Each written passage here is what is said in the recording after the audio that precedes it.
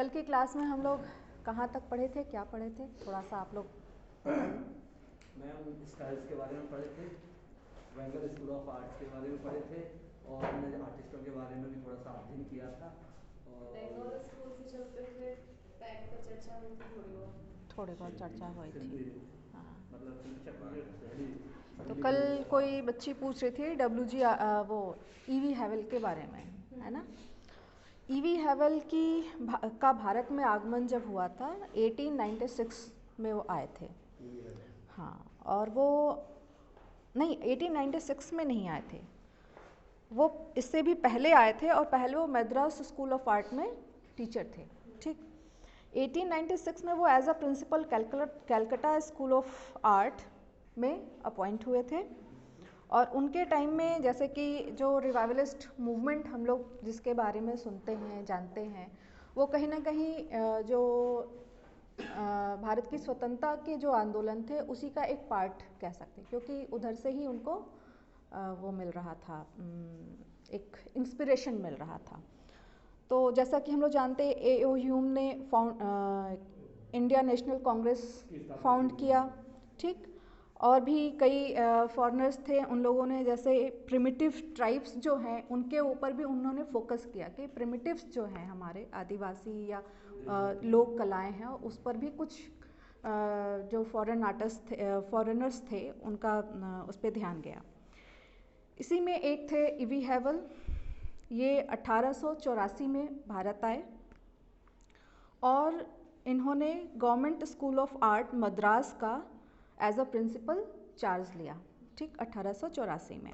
और उन्होंने खुद को ये जो भारतीय संस्कृति है, Indian culture, Indian art and architecture, इन सब चीज़ों के बारे में खुद उन्होंने काफ़ी रिसर्च किया, देखा, समझा और उसमें इंटरेस्ट, अपनी सुरुचि दिखाई।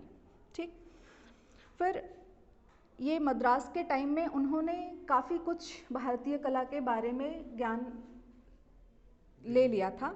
फिर 1896 में 1896 में वे स्कूल ऑफ आर्ट कैलकाटा के प्रिंसिपल अपॉइंट हुए। और इसी स्टेप के बाद, इस कदम के बाद, with which he then took a new movement in Indian painting begins। यहाँ से एक न्यू मूवमेंट की शुरुआत होती है भारत में। एक बुक है WG आर्चर की, India and modern art, India and modern art, जिसमें WG आर्चर ये कहते हैं कि दिस मूवमेंट, मतलब रिवाइवल और Bengal art movement, this movement was not by itself of great importance। मतलब ये बहुत महत्वपूर्ण नहीं था, कि ऐसा कोई बहुत ऐसा आंदोलन कुछ नहीं हुआ था जैसे हम वेस्टर्न कंट्रीज़ में देखते हैं। But it did not introduce modern art to India, मतलब कोई मॉडर्न आर्ट भी इंट्रोड्यूस नहीं किया, nor were itself actual products of artistic movement. मतलब ये WG आर्चर का पर्सनल ओपिनियन है। It served rather as a necessary step to a second movement, यानी कि जो ये आर्ट मूवमेंट की शुरुआत हुई बंगाल की, ये जो आगे की जो भी मूवमेंट्स हमें दिखाई देते हैं या भारतीय कला के जो विकास हमें दिखाई देते हैं, उसके लिए एक स्टेप का काम किया।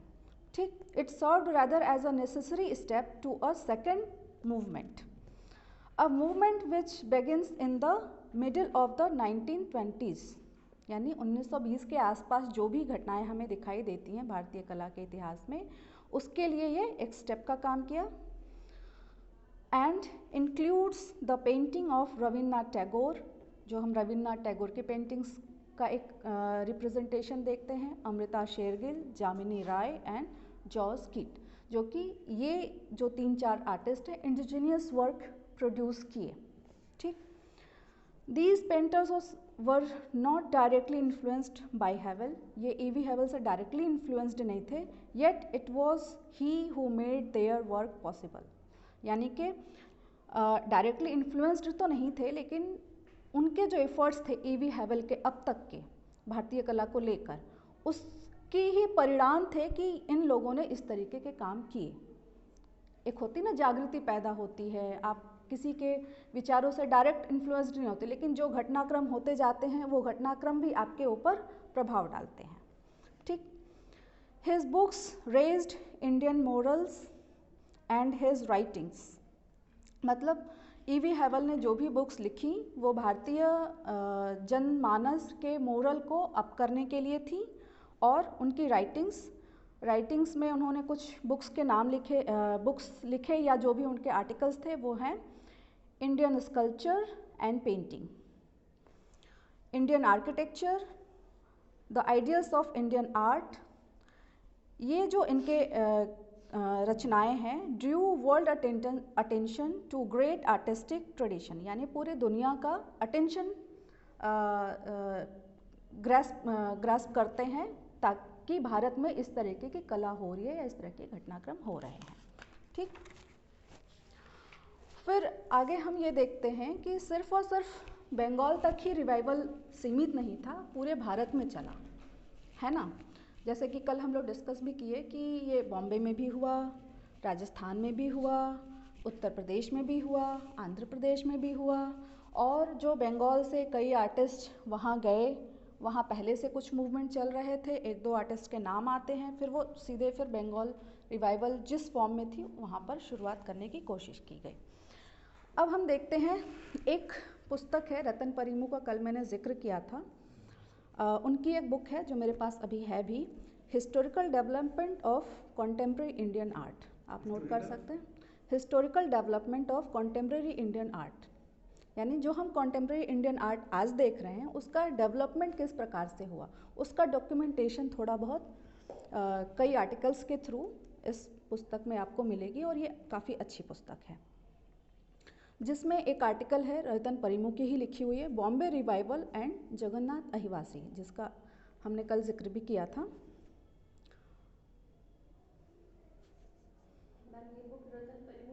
हाँ, रतन परिमू की बुक है historical development of contemporary Indian art, और उसके अंतर्गत इन्हीं की एक लिखी आर्टिकल है Bombay revival and Jagannath Ahivasi.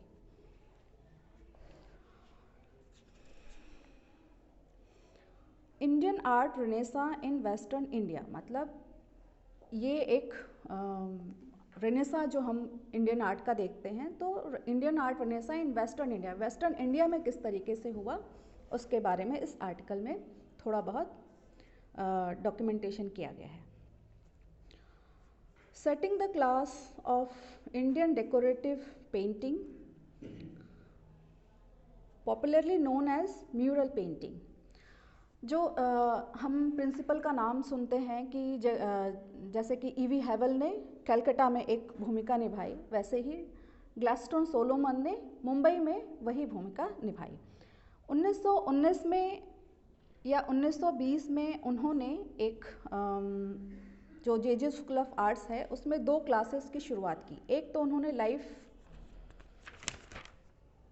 Study की क्लास, लाइफ क्लास कही जाती है, और दूसरी थी म्यूरल क्लास। लाइफ क्लास में आप देखेंगे कि भारत में जो मॉडल पूरा का पूरा बैठाकर और उसकी स्टडी करने का जो शुरुआत है वो वहीं से होती है।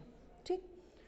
तो और आज भी जे स्कूल आर्ट्स में मॉडल्स उसी तरीके से बैठाए जाते हैं, और आज भी वहाँ पर आर्टिस्ट एनाटॉमी की स्टडी, मानव शरीर रचना, उसकी पूरी संरचना, उस तरीके के अलग अलग पोस्चर्स में वो सीखते हैं। ठीक। और दूसरी क्लास उन्होंने शुरू की म्यूरल क्लास, जो कि कहा जाता था म्यूरल क्लास, वो इंडियन डेकोरेटिव पेंटिंग क्लास थी, या इंडियन डिज़ाइन सेक्शन आगे चल के उसका नाम दिया गया, जिसको पॉपुलरली म्यूरल क्लास कहा जाता था। और ये J school of arts on the initiative of its principal Gladstone Solomon, ये उनका इनिशिएटिव था 1919 या 1920 के आसपास। इसके संबंध में हमें 3 संदर्भ मिलते हैं कि किस तरीके से रिवाइवल बॉम्बे में हुआ।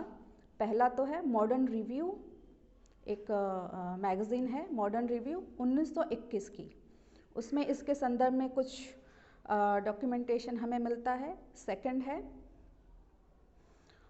Mural painting of Bombay school 1930s, ये ग्लैडस्टोन सोलोमन की ही एक पुस्तक है, mural painting of Bombay school.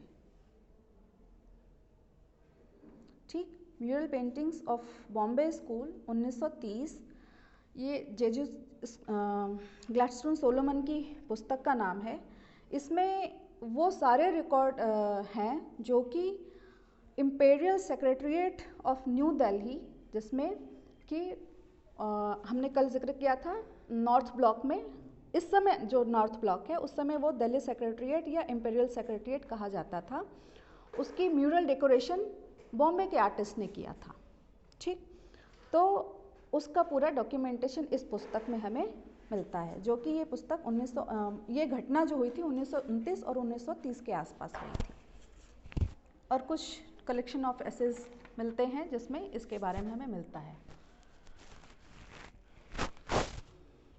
अच्छा, ग्लैडस्टोन सोलोमन ने जो 2 तरीके की क्लासेस स्टार्ट की थी, लाइफ क्लास और म्यूरल क्लास, इससे इसका बेनिफिट ये हुआ कि वहाँ के आर्टिस्ट का कि एक तो जो लाइफ क्लास पढ़ते थे तो एनाटॉमी उनकी पूरी अच्छी होती थी, जैसा कि हम बंगाल स्कूल के आर्टिस्ट का कहते हैं कि उनकी जो मानव रचना थी, मानव आकृतियाँ वो अंकित करते थे, वो काफ़ी क्षीण शरीर वाली होती थी और एनाटॉमी उसमें उतना करेक्ट नहीं होता था। लेकिन यहाँ के जो आर्टिस्ट थे इनकी एनाटॉमी पूरी तरीके से करेक्ट होते थे और काफ़ी स्ट्रॉन्ग होती थी। और म्यूरल क्लास में वो जो भी आर्ट की म्यूरल की जो टेक्निक होती है उसको उन्हें समझाया जाता था, पढ़ाया जाता था, और साथ में जो हमारी इंडियन मेथड जो हैं, टेक्निक्स हैं, जैसे टेम्परा है, वॉश है, ये सारी टेक्निक्स उनको वहाँ पर सीखनी होती थी छात्रों को। इससे 2 प्रकार की क्षमता का विकास हुआ। एक तो डेकोरेटिव कैपेसिटीज़ उनकी बढ़ी, जो कि इंडियन स्टाइल में किस तरीके से डिज़ाइंस तैयार करने हैं या जो भी है, और दूसरा जब लाइफ क्लासेस हो तो उसको नेचर स्टडी या नेचुरलिज्म जो होता है उसकी स्टडी, किस पोस्चर में ह्यूमन फिगर बैठा है उसकी पूरी तरीके से स्टडी, इस तरह की चीज़ों की कैपेसिटी छात्रों की डेवलप हुई। इसके माध्यम से छात्र रेखांकन के ज्ञान से अभिभूत होते, उनका रेखांकन काफ़ी स्ट्रॉन्ग होता था। इसके माध्यम से दिल्ली प्रोजेक्ट के लिए छात्रों का बैच तैयार हो सका। ठीक, यानी कि जो दिल्ली प्रोजेक्ट है इम्पेरियल सेक्रेटरीट वाला, वो काफ़ी पहले से चल रहा था, जब से दिल्ली को राजधानी बनाया अंग्रेज़ों ने, तब से ये प्लान चल रहा था। ठीक, कि उस बिल्डिंग को अंदर ही अंदर फिर डेकोरेट करना है। तो इसके माध्यम से दिल्ली प्रोजेक्ट के लिए छात्रों का पहला एक बैच तैयार हो सका, जिसमें दिल्ली प्रोजेक्ट के लिए ड्रामा के रूप में फाइनल कार्टून तैयार किया जा सका। ड्रामा जो एक पेंटिंग है, म्यूरल वहाँ पर बना हुआ है, ये जे महिवासी का बनाया हुआ है। ड्रामा यानी नाट्य, जिसमें जो जे महिवासी हैं उन्होंने कई ऐसी आकृतियों को प्रदर्शित किया है, जैसे कि हाफ सर्कल में पेंटिंग बनी है और कई स्टेप्स दिखाए गए हैं। फाइनल स्टेप जो है, एक सिंहासन पर एक मानव आकृति बैठाई गई है, जिसमें वो निर्वेद मुद्रा में यानी शांत मुद्रा में बैठे हैं। तो हमारे जितने रस होते हैं, वात्सल्य रस, करुण रस, रुद्र रस, ये सारे रसों को उसमें दर्शाया गया है मानव आकृति के माध्यम से, यानी पर्सोनिफिकेशन किया गया है उसका। हाँ, नहीं, सभी रस दिखाए, उसमें एक ही आकृति नहीं, कई आकृतियाँ हैं। हाँ, कई आकृतियाँ हैं, स्टेप बाय स्टेप स्टेप्स बने हैं। फाइनल स्टेप पर एक सिंहासन पर बनी मानवाकृति है जो कि निर्वेद मुद्रा दिखा रही है। उसके नीचे और भी स्टेप्स हैं अलग अलग जगह, कहीं पर रोती रुदन करती हुई महिला की आकृति है जो कि करण रस को प्रदर्शित करती है, और भी कई इस तरीके से आकृतियां हैं। तलवार लिए किसी युवा को दिखाया गया जो कि आपके रौद्र रस को प्रदर्शित करते हैं, वीर रस को प्रदर्शित करते हैं, इस तरीके से। और ये साथ में दूसरी चीज़ को भी प्रदर्शित करता है, जीवन का जो नाट्य है। ठीक, हम जीवन का जो हमारा एक इंसान का जीवन होता है वो कई तरीके के स्टेज से गुजरता है और उसमें ये सारे रस समाहित होते हैं, है ना।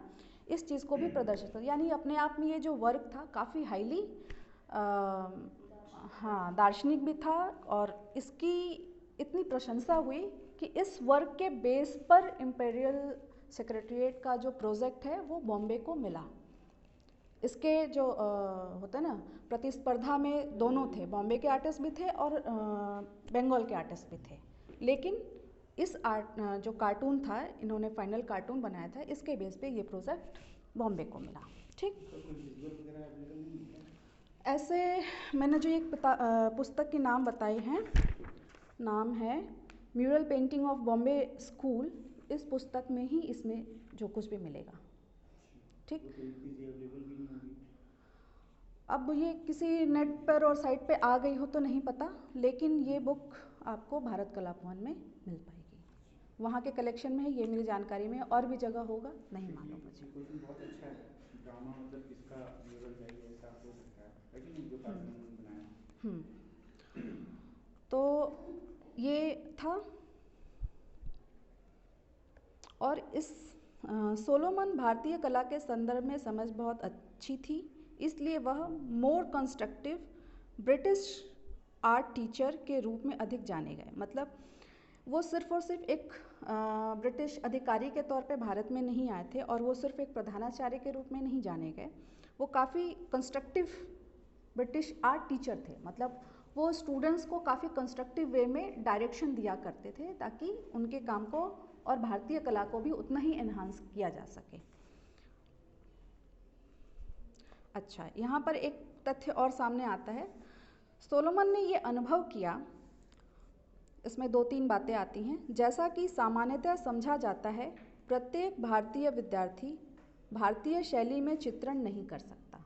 ठीक, सभी आर्टिस्ट जो भारत के हैं, जो आर्ट स्कूल में स्टूडेंट हैं, वो सभी भारतीय शैली में वर्क नहीं कर सकते। दूसरा तथ्य, कई भारतीय छात्र भारतीय शैली में चित्रण कर सकते हैं, लेकिन वे करना नहीं चाहते। उनका काम अच्छा है, इंडियन स्टाइल में काम अच्छा कर लेते हैं, लेकिन वो करना नहीं चाहते। क्यों? क्योंकि उसको उतना प्रश्रय नहीं मिलता। और कई विद्यार्थी दोनों ही माध्यम में काम करने में दक्ष हैं। ठीक, उनको अगर इंडियन स्टाइल का कोई वर्क मिला, कमीशन मिला, वो भी करेंगे, और उनको पोर्ट्रेट का कमीशन मिला, पोर्ट्रेट भी वेस्टर्न स्टाइल में कर सकते थे। ठीक, तो ये इस तरीके का वहाँ पर सिनेरियो था आर्ट का। वे पैनल पर भारतीय शैली में जल रंग द्वारा म्यूरल भी बनाते थे, और साथ में यथार्थवादी शैली में पोर्ट्रेट भी बना सकते थे। कुछ ऐसे कलाकार थे। म्यूरल डेकोरेशन क्लास की घोषणा 1919 में की गई थी, और सोलोमन के निरीक्षण में कक्षाएं शुरू की गईं। उन्होंने एडवांस्ड स्टूडेंट्स का चुनाव किया। जब ये 1919 में म्यूरल डेकोरेशन क्लास की शुरुआत की, तो कुछ अगर सिलेबस देखें हम लोग जे स्कूल ऑफ आर्ट्स का, तो वहाँ पर एक जनरल क्लासेस होने के बाद एक क्लास कोर्स होता था एडवांस म्यूरल का, या एडवांस क्लास होती थी, जिसमें कमीशन वर्क या म्यूरल, बड़े म्यूरल पर काम करने का एक टेक्निक उनको सिखाया जाता था, ताकि वो ऐसी बड़ी जगहों पे काम कर सकें। तो कुछ स्टूडेंट्स का उन्होंने चुनाव किया, जिसमें WG आर्चर, जे महिवासी से पहले वहाँ पर अगर वॉश टेक्निक या इंडियन स्टाइल में कोई काम करते थे, तो वो सबसे पहले नाम आता है GH नागरकर, GH नागरकर का नाम आता है। तो सोलोमन ने इन स्टूडेंट्स का चुनाव किया, जिसमें है GH Nagarkar, A कन्नाडाली, S Fernandes, A Bhosle, CR Rao, इनके नाम आते हैं। म्यूरल डिजाइन की कक्षाएं जो हैं तो जे आर्ट्स कॉलेज में प्रारंभ हुई थी 1919 में। हाँ, सोलोमन ने जगन्नाथ अहिवासी को एडवांस ट्रेनिंग के लिए चुना, यानी कि जो म्यूरल डेकोरेशन की क्लास है उसके लिए उनको सेलेक्ट किया अहिवासी को। उसका कारण था, बैकग्राउंड में जो जहाँ से भी हमने इस नोट्स बनाए हैं उसमें इस चीज़ की को जिक्र नहीं किया गया है। सोलोमन चूँकि वैष्णव थे, मथुरा से बिलोंग करते थे, उनके फादर मंदिर में कीर्तनकार थे, और जो वैष्णव मंदिर होते हैं जिसको हवेली भी कहा जाता है, तो उसमें पिछुई वगैरह बनती है। ठीक, हाँ, पिछुई बनती है। पिछुई बनाने का तरीका कपड़े पर टेम्परा टेक्निक में होता है। ठीक, और वो पूरी तरीके से इंडियन, शुद्ध रूप से भारतीय परंपरा को ही फॉलो करते हैं। उसमें ऑयल टेक्निक इसका उसका उस समय तक नहीं था, अब तो काफ़ी वो हो गया है, मर्ज होता जा रहा है धीरे धीरे। ठीक, तो चूँकि वो वैसे बैकग्राउंड से आते थे, तो उनको ये सारे टेक्निक्स के बारे में बचपन से जानकारी थी। तो जे स्कूल ऑफ आर्ट्स में उन्होंने अध्ययन तो किया, एनाटॉमी और ये सारी चीज़ों का उनको अच्छा ज्ञान हो गया, लेकिन उस टेक्निक्स के बारे में उनको उतनी ही जानकारी थी। तो वो वेस्टर्न स्टाइल और साथ ही साथ में इंडियन स्टाइल दोनों तरीके में काम कर सकते थे। अगर उनसे कहा जाए कि सामने बैठे व्यक्ति का आप पोर्ट्रेट बनाइए तो वेस्टर्न स्टाइल में भी कर सकते थे, और वहीं पर उसी पोर्ट्रेट को वो इंडियन स्टाइल में यानी 3D एंड 2D दोनों फॉर्म में वो कर सकते थे, और पूरी तरीके से टेम्परा टेक्निक में। तो इस क्वालिटी को उन्होंने नोटिस किया सोलोमन ने, इसलिए उन्होंने एडवांस म्यूरल डेकोरेशन के लिए उनको चुना गया। और इंडियन आर्ट रिवाइवल के लिए मुंबई में उनके जो भी पोटेंशियल होते हैं उसको नोटिस किया सोलोमन ने। अहिवासी ने दिल्ली सेक्रेटरीट के लिए इंडियन स्टाइल में पेंट किया सोलोमन के निर्देशन में 1929-1930 के दौरान, और सोलोमन ने इसके बाद म्यूरल डेकोरेशन क्लास के लिए अहिवासी को अपॉइंट किया, यानी 1930 या 31 में वहाँ पर पहले GH नगरकर थे और अब जेएम अहिवासी को किया गया। अहिवासी ने राजस्थान चित्रण शैली में अहिवासी राजस्थानी चित्रण शैली में काम करते थे, ठीक। और जो बंगाल की वेट वॉश टेक्निक है जो कि उस समय काफ़ी पॉपुलर थी, उसमें काम करने को उन्होंने अवॉइड किया। उनका ये कहना था कि पूरी तरीके से भारतीय नहीं है, ये उनकी मान्यता थी। उनके 2 वर्क काफ़ी पॉपुलर हुए, जिसमें से एक है चित्रलेखा और दूसरा है ड्रामा।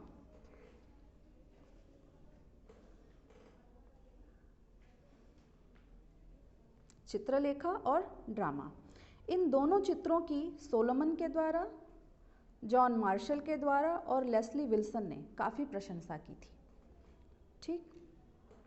एक और चित्र का नाम आता है संदेश या मैसेज, ठीक।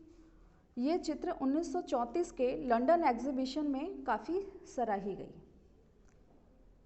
आप इसको भी सर्च करेंगे अगर तो आपको इसकी इमेज मिल जाएगी, संदेश या मैसेज जेएम अहिवासी की, ठीक। 1934 के लंदन एग्जीबिशन में ये पेंटिंग काफ़ी सराही गई। अच्छा, जेएम अहिवासी के शिष्यों में कुछ प्रमुख चित्रकार और काफ़ी प्रसिद्ध चित्रकार भी शामिल हैं, जैसे Rasiklal Parekh, SB Palsikar, YS Gaitonde, Laxman Pai, YK शुक्ल, वासुदेव स्मार्त आदि, ठीक।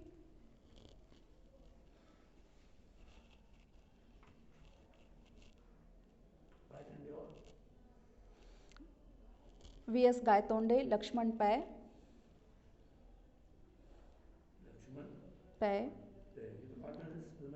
हाँ नहीं, वो RK लक्ष्मण था ना, लक्ष्मण पै। YK शुक्ल, ये भी गुजरात से बिलोंग करते थे, अच्छे आर्टिस्ट थे। हाँ देखें, हाँ ये क्या नीचे लिखा क्या है? उनका नाम लिखा है की कला, मुझे लगता है ये उनके कोई PDF वगैरह है कुछ? नहीं, ये बुक है मेरी। बुक? किसी बच्चे ने लिखी होगी, TGT पे आधारित है। अच्छा, हम लिख नहीं पाए, पता नहीं किसने लिख दिया। ठीक, तो ये तो बहुत ही छोटा लिस्ट है स्टूडेंट्स का। एक्चुअली इनकी लिस्ट जितने समय तक वो वहाँ पर काम किए, 1930 या 31 में जब वो वहाँ अपॉइंट हुए, तब से लेके 1956 तक वो वहाँ थे, ठीक। 1955 या 56 तक थे। 1957 में वो फिर वाराणसी आ गए थे।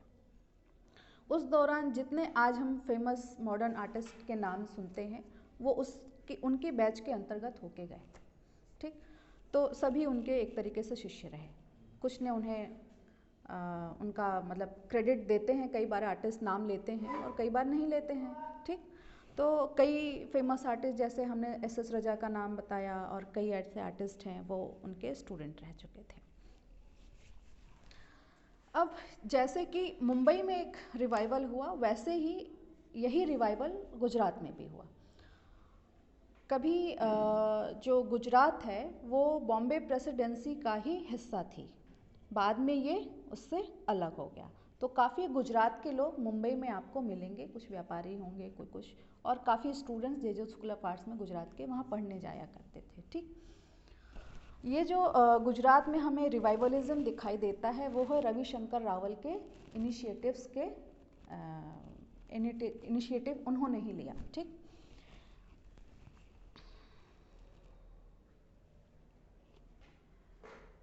ठीक, बॉम्बे के बाद गुजरात। इसी तरीके से भारत के अन्य भागों में भी हमें रिवाइवल के मूवमेंट देखने को मिलते हैं। रविशंकर रावल 1892 से 1777 ये उनका टाइम पीरियड था। ये कला शिक्षक भी थे, मतलब इनकी कला शिक्षा मुंबई से हुई थी 1910 से 1919 के बीच में, जे स्कूल ऑफ आर्ट्स। ठीक, लेकिन वहाँ से पढ़ने के बाद इन्होंने अपनी कर्मभूमि अहमदाबाद को बनाया। रविशंकर रावल एक वर्सेटाइल जर्नलिस्ट के साथ चित्रकार, कला शिक्षक, Illustrator for books and magazines थे। ठीक, और रविशंकर रावल के संरक्षण में एक बहुत ही प्रसिद्ध पत्रिका का नाम सामने आता है, कुमार पत्रिका। गुजरात में काफ़ी प्रसिद्ध थी, कुमार पत्रिका प्रकाशित होती थी और ये रविशंकर रावल के इनिशिएटिव्स के आधार पर हुई। तो गुजरात में जो भी रिवाइवल ऑफ आर्ट हमें दिखाई देता है वो इनके ही संरक्षण में, निर्देशन में और इनके ही प्रश्रय के आधार पर आगे बढ़ा। Ravishankar Rawal worked as a mobile painter journalist,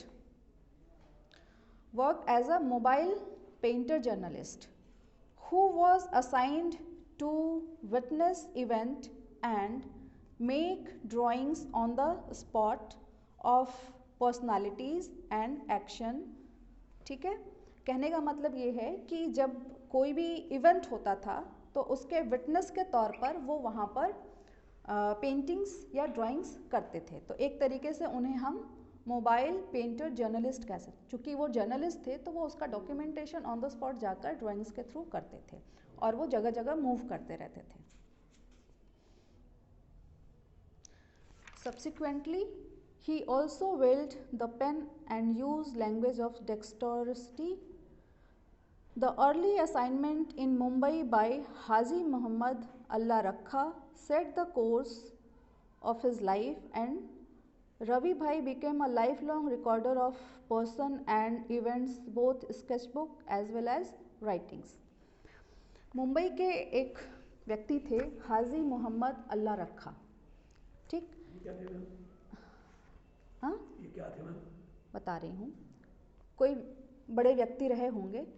तो मतलब एग्जाम्पल ये है कि वे जो मोबाइल पेंटर जर्नलिस्ट थे तो हाजी मोहम्मद अल्लाह रखा ने इनको रवि भाई को यानी रविशंकर रावल को अपॉइंट किया कि वे उनके पूरी लाइफ हिस्ट्री को, पूरी लाइफ को रिकॉर्ड करें, रिकॉर्डर के तौर पे नहीं, मतलब लाइफ लॉन्ग रिकॉर्ड करें पर्सन्स एंड इवेंट्स, उनके व्यक्तित्व को और उनके लाइफ के इवेंट्स को, both sketch as well as writings, यानी राइटिंग्स के आधार पर भी और स्केचेस के आधार पर भी वो उनकी पूरी लाइफ को रिकॉर्ड करने का एक होता है ना कमीशन वर्क, या जो भी अपना एक पैट्रनशिप के तहत ये काम रवि शंकर रावल ने किया।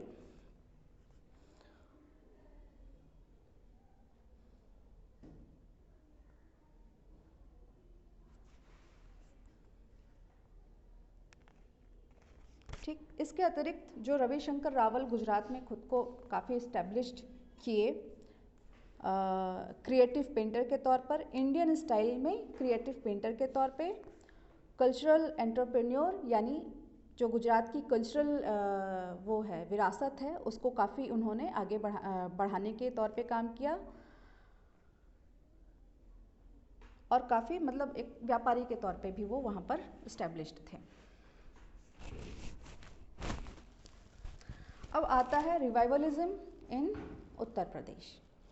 Revivalism in Uttar Pradesh 1880 to 1945, 1880 से 1945 के बीच।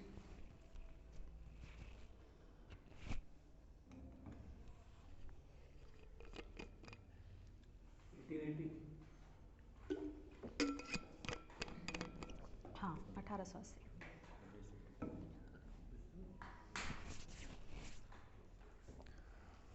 Extension of nationalist revivalist trend of the Bengal school in the three major cities, यानी बंगाल स्कूल का जो ट्रेंड था वो और भी जगह एक्सटेंड हुआ, उसका एक्सटेंशन देखने को मिलता है। उत्तर प्रदेश में 3 शहरों के नाम आते हैं, एक है बनारस, दूसरा है लखनऊ और तीसरा है इलाहाबाद।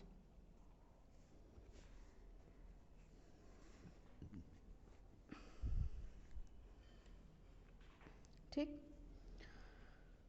अवनींद्रनाथ के शिष्यों का उत्तर प्रदेश में आगमन हुआ। उनमें से नाम आते हैं शैलेंद्रनाथ डे, असित कुमार हलदार, शितिननाथ मजुमदार और रनदा उकील। रनदा उकील 3 ये उकील ब्रदर्स थे ना, जिनमें 3 शारदा, रंदा उकील और एक और नाम आता है। हाँ, ठीक। तो रंदा उकील एक बहुत ही महत्वपूर्ण इवेंट होता है वाराणसी में राय कृष्ण दास के संरक्षण में। ऑन जनवरी 7, 1920 यानी कि 7 जनवरी 1920 को राय कृष्ण दास ने वाराणसी में भारत कला परिषद की स्थापना की।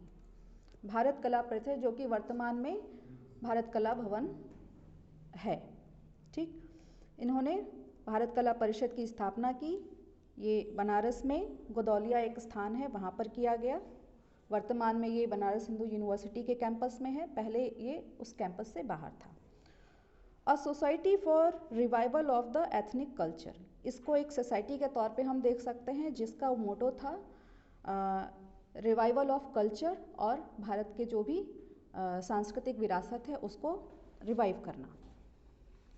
इसके ऑनररी प्रेसिडेंट फॉर लाइफ थे रविंद्रनाथ टैगोर और वाइस प्रेसिडेंट थे अवनींद्रनाथ टैगोर।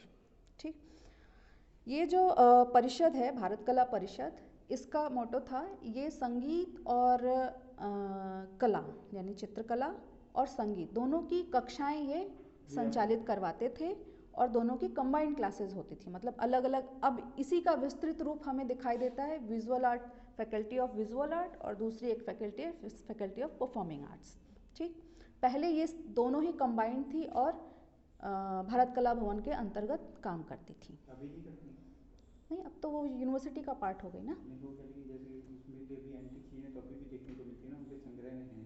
संग्रह में है, कला भवन के संग्रह में है, लेकिन अब म्यूजिक फैकल्टी की क्लासेस भारत कला भवन में नहीं होती और विजुअल आर्ट की क्लासेस भी भारत कला भवन में नहीं होती। पहले जब तक इसकी बिल्डिंग्स नहीं मिली थी वहीं होती थी। अभी उसका क्या रोल है?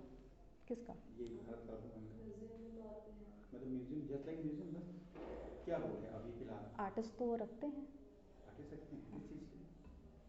ट्रेडिशनल आर्टिस्ट वहाँ पर इस समय मुकुंद प्रसाद है। वहाँ चलती होंगी कहने का मतलब? क्लासेस नहीं चलती, लेकिन आर्टिस्ट काम करता है, ट्रेडिशनल आर्टिस्ट। क्या स्कॉलरशिप के तहत मतलब? नहीं, वो अपॉइंटेड है वहाँ एज अ, जैसे हम अपॉइंटेड है इस कॉलेज में वैसे। काम बनाने? हाँ, 2 काम हो सकते हैं, एक तो रिनोवेशन का काम जो भी, हाँ, और दूसरा कि वो अपना काम भी करते हैं और वो वहाँ के कलेक्शन में रहता है, क्योंकि वो ट्रेडिशनल आर्टिस्ट है तो वो उनको संरक्षण दे रहा है। हाँ, मतलब पर्टिकुलर किसी आर्टिस्ट को रख के उसके काम को अपने पास रखना, ये तो कोई बात नहीं, तो वो एक किसी पारंपरिक कलाकार को संरक्षण देने का भी तो काम है। कला भवन ने संरक्षण दिया हुआ है, कितने दिन? Life long. तो एक ही आदमी को फायदा मिला और बाकी उनके बाद अगर उस परिवार में कोई पारंपरिक कलाकार फिर से होता है तो वो उन्हें भी संरक्षण देने की बात करेंगे। परिवार में वो आदत नहीं हो सकता। तो ये तो उसको एक जॉब मिल गई ना, वो पारंपरिक जॉब चलता आ रहा है कि उसके लड़का। अभी तक तो यही है, आगे क्या होगा नहीं पता। हाँ, मतलब अभी तक ये कि उसका भी कुछ अभी तक तो मुझे यही पता है, मुकुंद प्रसाद जी अभी है वहाँ पर। कुछ और ही रहा होगा। हाँ, मुकुंद कुछ प्रसाद पता अभी नहीं है वहाँ जैसे पर, कि- और उनका एक बेटा है कोई वो भी अंकित प्रसाद, वो भी अच्छा काम कर रहा है, वो भी ट्रेडिशनल वे में काम कर रहा है। थोड़ा पिता को देख के बेटा तो करने ही लग ही जाता है। ट्रेडिशनल और दूसरी चीज ये भी ना, ट्रेडिशनल सिर्फ एक थोड़ी ना है, मतलब एक एरिया थोड़ी ना है, बहुत सारी एरियाज है जहाँ पे इस तरह के काम हो रहा है, तो फिर पर्टिकुलर कितने लोगों को वो जॉब पे रखेंगे? नहीं, जॉब पे वो सबको नहीं रख हाँ, सकते बस हैं, वो नहीं रख अपनी सकते। तरफ से एक उनका अपना मोटो होगा हाँ, जिसको वो कुछ संरक्षण तो दे होगा, सके। बिल्कुल, बिल्कुल। हाँ, उन जैसे राय कृष्ण दास अब उसके फाउंडर थे, तो उनके कुछ मैनिफेस्टो में हो सकता है कुछ हो, उसकी जानकारी हमें नहीं है, हो सकता है कुछ हो। मैं तो गया नहीं हूँ, मैंने बिल्डिंग बस देखी है बाहर से, तो मतलब ये क्यूरियोसिटी होती है ना कि आखिर इसका रोल अभी वर्तमान में क्या रह गया। देखिए, एक तो म्यूजियम के तौर पे है ही, लेकिन म्यूजियम कई बार कला को संरक्षण देने का भी काम करता है। ठीक, अगर आप एग्जीबिशन लगाना चाहते हैं सिर्फ और सिर्फ विजुअल आर्ट्स की गैलरी में नहीं, फैकल्टी ऑफ विजुअल आर्ट के कला भवन में भी अपना एक गैलरी आपको प्रोवाइड करता है, आप वहाँ एग्जीबिशन लगा सकते हैं, कॉस्ट इज़ वेरी लो।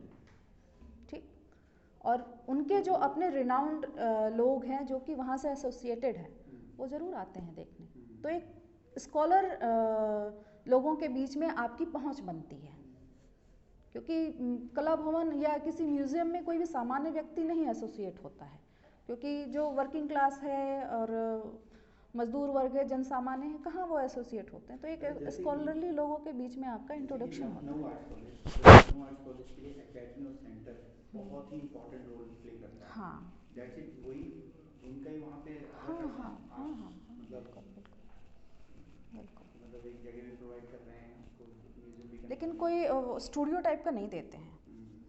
ठीक है, कोई नहीं, तो सेंटर का काम है देते, लेकिन एकेडमी तो मतलब एक्टिविटीज तो कराते हैं। हाँ, हाँ, एक्टिविटीज़ कराते हैं। कोई विदेशी कलाकार आया, उसने अगर वहाँ डायरेक्टर से संपर्क किया कि भाई मैं आपके यहाँ एग्जीबिशन, इंडिया में एक बनारस में मैं एग्जीबिशन लगा, तो बहुत से फॉरेनर आर्टिस्ट के भी वर्क वहाँ एग्जिबिट होते हैं। और पूछेंगे कि जैसे कि मेरे को जहाँ तक लगता है कि वो बीएचयू के अंदर है, हाँ, कैंपस में। हाँ, तो अंदर होने के कारण क्या उसको वो सही प्लेस मिल पाता है कि फॉरेन आर्टिस्ट आया है, एक वहाँ पे बेचारा एग्जिबिट कर रहा है, तो वहाँ पे एक ओपन प्लेस बाहर के लोगों के लिए भी बिल्कुल होना आते, चाहिए। कैंपस है वो यूनिवर्सिटी का, लेकिन वो किसी के लिए बाउंडेड नहीं है।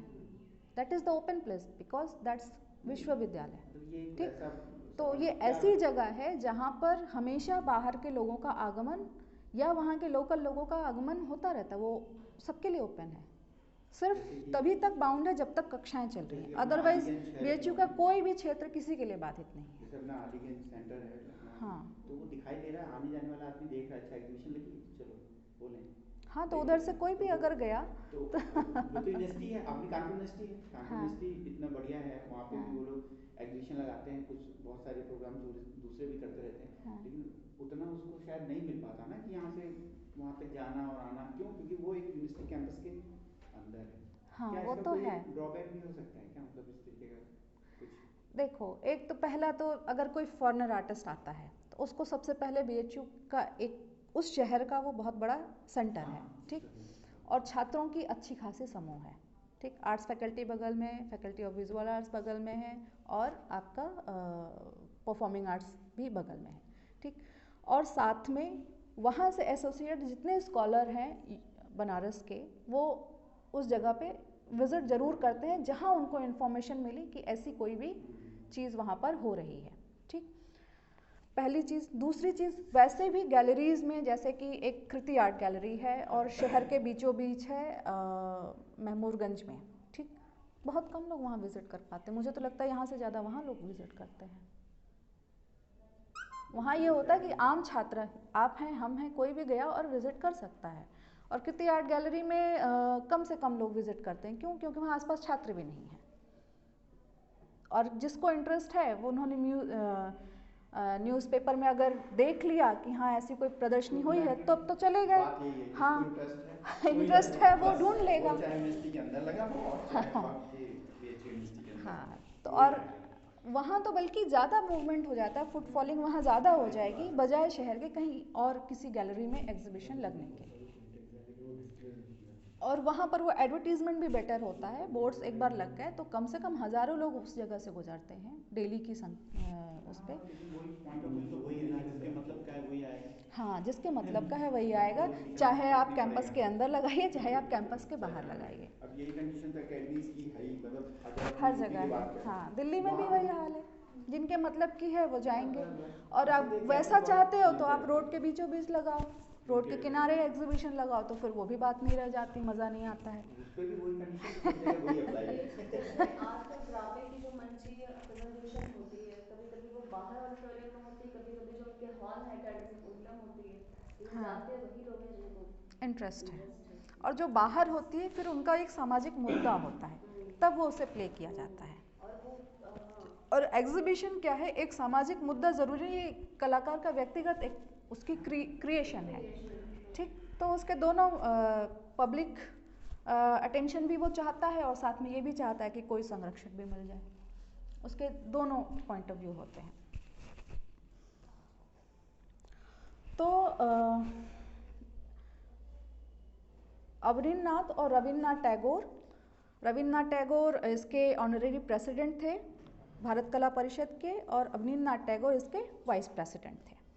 राय कृष्णदास के आग्रह पर शैलेंद्रनाथ डे ने वाराणसी में भारत कला परिषद को ज्वाइन किया, यानी कि अवनींद्रनाथ टैगोर और राय कृष्णदास के बीच में ये संपर्क हुआ कि भाई यहाँ पर हमें ऐसे किसी कलाकार की आवश्यकता है, और उन्होंने अपने एक छात्र को वहाँ पर भारतीय कला को आगे बढ़ाने के लिए भेजा, ठीक। जब शैलेंद्रनाथ डे वाराणसी में एक आर्टिस्ट के तौर पे, टीचर के तौर पे अपॉइंट हुए, उसी समय उस्ताद राम प्रसाद का नाम हम लोग पढ़ते हैं, वो भी वहीं पर कार्य कर रहे थे चित्रकार के तौर पे, राम प्रसाद। और उनकी ही फैमिली के लोग अभी भी कला भवन से एसोसिएट हैं, जिसमें राम प्रसाद के बाद कौन थे, नहीं, मुकुंद प्रसाद उन्हीं की फैमिली में आएंगे। और उनके बाद अभी एक यंग एज का लड़का है, अंकित प्रसाद का नाम हम देखते हैं, वो अच्छा काम कर रहा है, काफ़ी वर्कशॉप्स वगैरह भी वो ट्रेडिशनल आर्ट पे और काम कराता है, अच्छा काम कर रहा है। 1922 में कला परिषद के कुछ समय के लिए बंद हो जाने के कारण, मतलब कुछ समय के लिए 1922 में कुछ घटनाक्रम हुए होंगे जिसकी वजह से वो बंद हो गया, Shailendranath De Indian society of oriental art को ज्वाइन किए, यानी वो वापस चले गए और बंगाल में उन्होंने Indian society of oriental art को ज्वाइन कर लिया। और फिर 1924 में जयपुर स्कूल ऑफ आर्ट में वाइस प्रिंसिपल के पद पर चले गए, ठीक। इस दौरान राय कृष्णदास के निर्देशन में राम प्रसाद कार्य करते रहे और एक पारंपरिक चित्रकार के रूप में स्थापित हुए, जिसमें वो मुगल मिनिएचर की शैली में काम करने में दक्ष थे, ठीक। 1931 और 32 में इंडिया हाउस लंदन में म्यूरल असाइनमेंट कंप्लीट करने के बाद रणदा उकील ने कुछ समय अपने बड़े भाई शारदा चरण उकील के स्टूडियो में दिल्ली में रहे और 1940 में वाराणसी में सेटल हो गए, यानी कि वो 1931 और 32 में लंदन में थे और वहाँ कोई असाइनमेंट था, उसको कंप्लीट करने के बाद दिल्ली आ गए, अपने बड़े भाई के स्टूडियो में काम किया। वहाँ पर उन्होंने एक आर्ट क्लासेस की संस्था स्थापित कर रखी थी, वहाँ पर 40 तक काम किया और 40 में फिर वो वाराणसी आ गए और यहीं पर वो सेटल हो गए और वाराणसी में उकील स्कूल ऑफ आर्ट की स्थापना की, ठीक। तो ये है आपका उत्तर प्रदेश में वाराणसी में किस तरीके से रिवाइवलिज्म आगे बढ़ता है, और वहाँ पर उकील के अंतर्गत कई सारे ऐसे आर्टिस्ट थे जो कि इस शैली में, बंगाल शैली में काम करते रहे बिफोर अहिवासी के आने से पहले तक। जब वो जेजेस स्कूल ऑफ आर्ट से रिटायर होके आते हैं 1956 में या 55 में, 56 या 57 में वो वाराणसी में ज्वाइन करते हैं, तब तक फैकल्टी ऑफ विजुअल आर्ट्स जैसी कोई चीज़ नहीं थी। यही भारत कला परिषद का नाम उस समय कॉलेज ऑफ संगीत कला भारती करके इस तरीके से कॉलेज एक स्थापित किया गया था, जिसमें संगीत की कक्षाएं और कला की कक्षाएं साथ साथ चला करती थी। भातखंडे नाम के एक स्कॉलर थे, बड़े संगीतकार थे, उनको उसकी कक्षाएं दी गई थी और अहिवासी जी को कला की कक्षाएं दी गई थी। और यहाँ पर भी एक छात्रों का अच्छा बैच अहिवासी जी के अंतर्गत होके गुजरा, जिसमें वासुदेव स्मार्ट का नाम आता है और एक है जयशंकर प्रसाद, जो अभी भी जीवित हैं। कहीं यही बात करने तो नहीं है जिनका वो स्कूल है वहाँ लखनऊ में? हो सकता है, हो सकता ये है। कैसे बहुत famous है। हाँ, तो इस तरीके से वहाँ पर आर्ट की एक्टिविटीज़ जो कि अभी बहुत पॉपुलर और वेल नोन नहीं है। और अहिवासी के बाद फिर एक आते हैं, काफ़ी फेमस आर्टिस्ट थे, नाम नहीं याद आ रहा है, उन्होंने फिर अभी वर्तमान जो विजुअल आर्ट देखते हैं उन्होंने इसको एक रूप दिया। नेक्स्ट, रिवाइवलिज्म इन लखनऊ।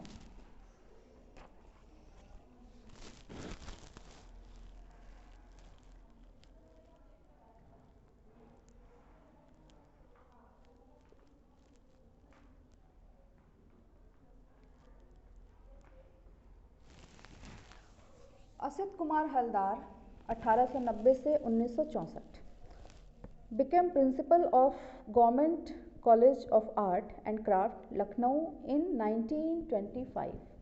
1925 में वे government college of art and craft के प्रिंसिपल बनकर आते हैं।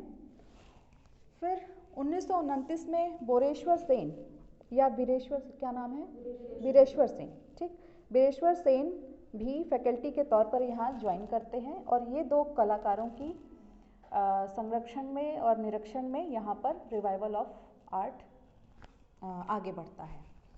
दोनों ही चित्रकारों ने रिवाइवलिस्ट मूवमेंट को लखनऊ में आगे बढ़ाने के साथ साथ वास्तविक जीवन की आकृतियों और प्रकृति को ज़्यादा महत्व दिया।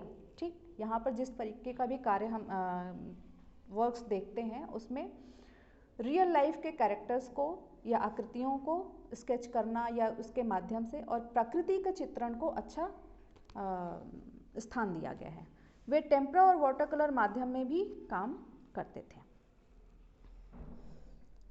अच्छा, असित कुमार हलदार की एक स्पेशल टेक्निक थी, वो तो आपको पता ही होगा, लेक्सिक टेक्निक आपने पढ़ा ही होगा।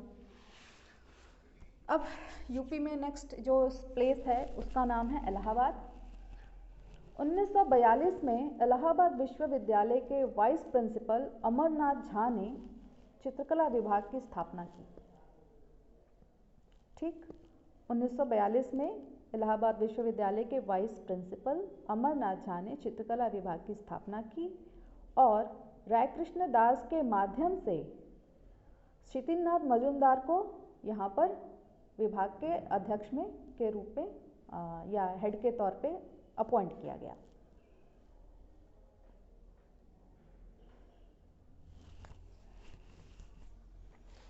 जैसा कि हम जानते हैं क्षितिनाथ मजूमदार पदावली कीर्तन गाने में जो पद आधारित जो कीर्तन होते हैं उसको गाने में दक्ष थे और वैष्णव धर्म में आस्था रखते थे, वैष्णविस्ट थे। वे राधा कृष्ण और श्री चैतन्य विषय के चित्रांकन में महारथी थे। चैतन्य सीरीज जो कि वेल नोन है, चैतन्य सीरीज क्षितिनाथ मजूमदार के चित्र शैली को समझने के लिए सबसे उपयुक्त उदाहरण है। उनकी जो वर्क की जो क्वालिटीज़ हैं, line become long and flowing, यानी कि लाइंस को वो काफ़ी फ्लोइंग फॉर्म में ड्रॉ करते थे और लंबी आकृतियाँ बनाते थे। हाँ, adding white to every tonal wash, यानी जब वो वॉश टेक्निक में काम करते थे तो हर टोन में, यानी रेड कलर भी लिया तो हर टोन में वो वाइट ऐड करते थे।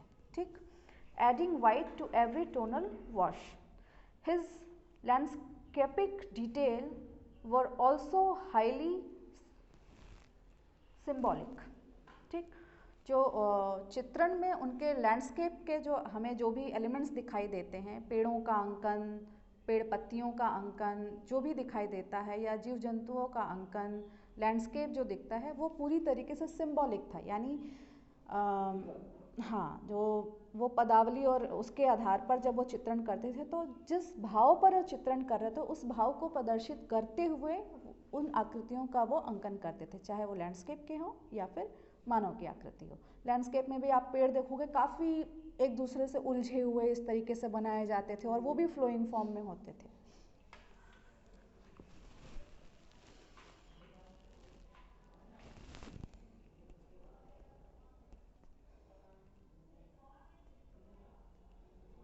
ठीक, his human figure lithe and exaggerated, यानी कि काफ़ी वो झुके हुए, किसी भाव में झुके हुए दिखाई देते हैं, और एग्जेगरेटेड हैं इन प्रोपोर्शन, प्रोपोर्शन के फॉर्म में वो काफ़ी एग्जेगरेटेड हैं, and charged with the lyricism of Vaishnava poetry, Vaishnava poetry का जो लयात्मक भाव है वो उनके चित्रों में उसका प्रभाव दिखाई देता है। Remain under unmatched in the revivalist repertoire, ठीक है।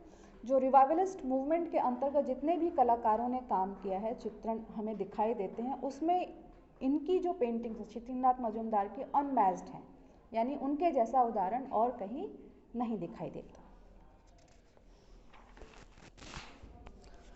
नेक्स्ट है रिवाइवलिज्म इन राजस्थान।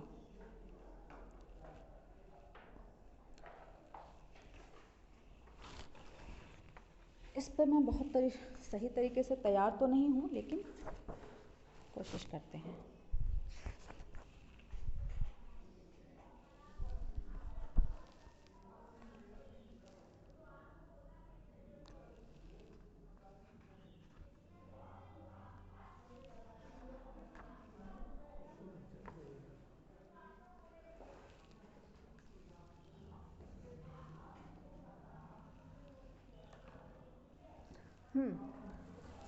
रिवाइवलिज्म इन राजस्थान 1850 से 1947। 1850 के आसपास कई ऐसे कलाकारों के नाम हमें सामने आते हैं हमारे, जो कि उस समय वेस्टर्न स्टाइल में मास्टर थे, काम करते थे, लेकिन चूँकि स्वतंत्रता आंदोलन या किसी भी रूप में उससे प्रभावित होते हुए अपने तरीकों में, टेक्निक में चेंजेस लाते हैं। वो फिर टेम्परा टेक्निक में भी काम करते हैं, वाटर कलर में भी टेक्निक में काम करते हैं, जबकि उससे पहले वो पूरी तरीके से ऑयल टेक्निक में वर्क किया करते थे, ठीक। जिसमें सबसे पहला नाम आता है Prem ji. Prem ji, artist Prem ji, a very bold and brave painter of Chittorgarh, emerged a great painter of realism, ठीक। रियलिज्म टेक्निक में काम करने वाले एक काफ़ी फेमस पेंटर थे, जो कि चित्तौड़गढ़ में कोर्ट पेंटर थे ये, ठीक। इनके दो पेंटिंग्स के नाम हैं, जो कि राजस्थानी टाइटल्ड हैं। मारान ने मंगल गिने, ठीक, और मारान ने मंगल गिने। अब ये हिंदी में कैसे होगा मैं लिख देती हूँ।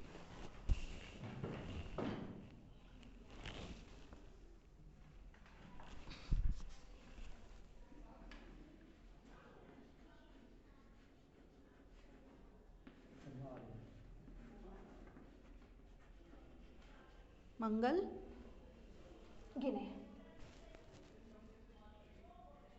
ठीक, ये एक पेंटिंग का नाम है। और दूसरा है फिरंगियों रो शत्रु,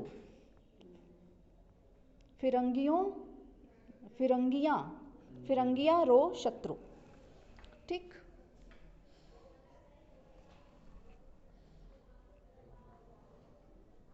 ठीक, these both are famous painting and made his artwork part of freedom movement, ठीक। ये जो दो चित्र के नाम आते हैं, जैसे कि हम लोग अवनीनाथ की पेंटिंग है भारत माता, वो भी एक फ्रीडम मूवमेंट के अंतर्गत बनाए गए चित्र थे, ठीक। वैसे ही इनके जो ये दो चित्र हैं वो एक फ्रीडम मूवमेंट के तहत बनाया गया और इसको उन्होंने इसके लिए इस्तेमाल भी किया, ठीक। 1860 में प्रेम जी ने मंगल पांडे की पोर्ट्रेट बनाई थी, हाँ 1860 में। मैं उसमें लिखा है ना मंगल गिने, तो मंगल का नाम आ गया तो मंगल पांडे से रिलेटेड ही, हाँ हो सकता है, यही है ना, ठीक है, हाँ हाँ, धीमी मंगल पांडे की पोर्ट्रेट भी बनाई है, हाँ हाँ हाँ हाँ हाँ। 1860 में क्या हुआ, मंगल पांडे की पोर्ट्रेट बनाई थी उन्होंने, जबकि 1857 का जो हुआ था उसमें उनको हैंग कर दिया गया था मंगल पांडे को। तो एक सिंबल के तौर पे मंगल पांडे की पोर्ट्रेट को इस्तेमाल किया गया, ठीक। ये इसका कहने का मतलब है। 19वीं सेंचुरी के लास्ट डिकेड में महर्षि दयानंद सरस्वती ने महर्षि दयानंद सरस्वती मेवाड़ में बस गए। ठीक थे वो इधर ईस्टर्न इंडिया के, लेकिन वो मेवाड़ में अपना एक निवास स्थान बनाए और इस स्थान को अपनी कर्मभूमि बनाए। सत्यार्थ प्रकाश उदयपुर 1882 में लिखी गई। मतलब ये जो बहुत ही फेमस बुक है महर्षि दयानंद की, सत्यार्थ प्रकाश, ये वहीं लिखी गई उदयपुर में।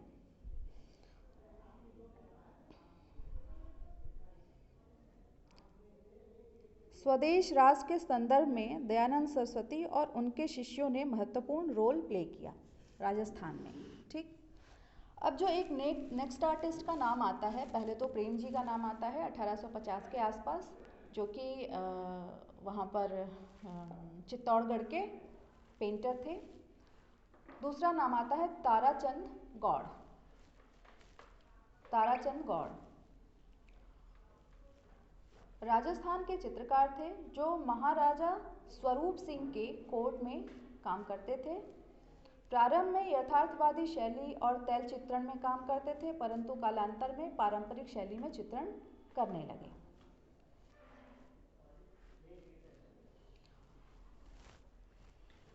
सिटी पैलेस म्यूजियम उदयपुर में एक चित्र है जिसमें महाराजा स्वरूप सिंह को घोड़े पर बैठे होली खेलते हुए दिखाया गया है।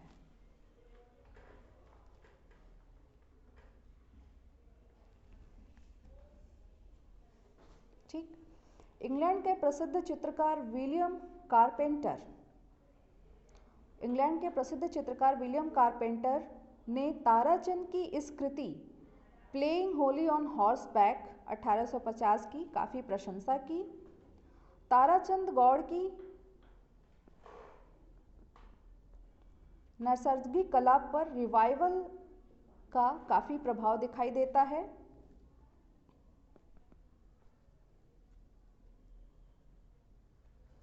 अच्छा, ताराचंद जो थे ऐतिहासिक घटनाओं को, यानी कोर्ट पेंटर थे, तो वहाँ जो हिस्टोरिकल इवेंट्स अगर कोई हुए तो उसको चित्रित करते थे और अलग अलग माध्यमों में काम करते थे, सिर्फ और सिर्फ ऑयल में नहीं, और भी पेंटिंग की टेक्निक्स में वो काम करते थे। आरंभ में तैल रंग और बाद में टेम्परा और जल रंग में काम किए।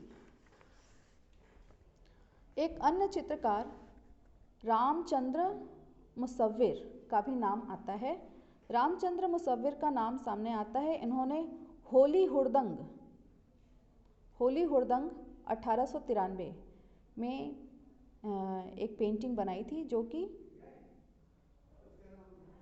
जो कि रामचरण व्याकुल संग्रह उदयपुर में है।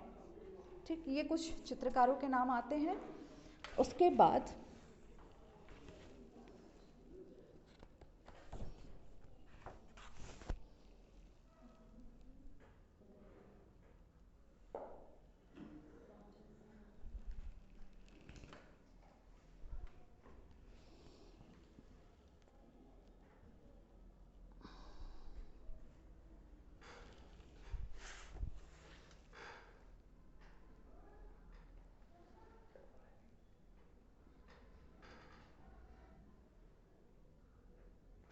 फिर उसके बाद एक आर्टिस्ट का नाम आता है शोभामल गहलोत।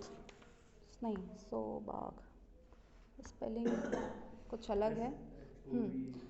SOBAGH, शोभामल गहलोत, 1906 से 1987 ऑफ जयपुर।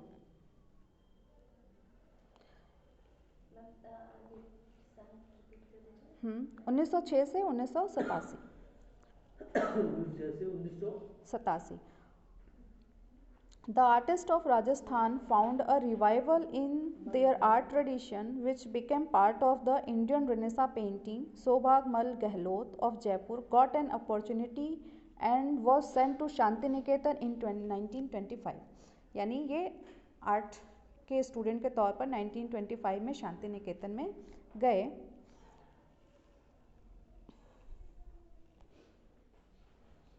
अच्छा, और महाराजा ऑफ जयपुर और असित कुमार हलदार के कहने पर वे वहाँ पर गए।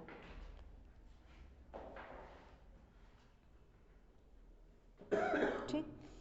शोभामल गहलोत के जो भी वर्क्स हैं, उनके जो वॉश और टेम्परा टेक्निक के और वाटर कलर में जो भी पेंटिंग्स हैं, वो उसकी प्रशंसा की रविन्द्रनाथ टैगोर ने, काफ़ी प्रशंसा की, और नंदलाल बोस ने भी, यानी कि नंदलाल बोस और इनके अंतर्गत उन्होंने काम किया होगा।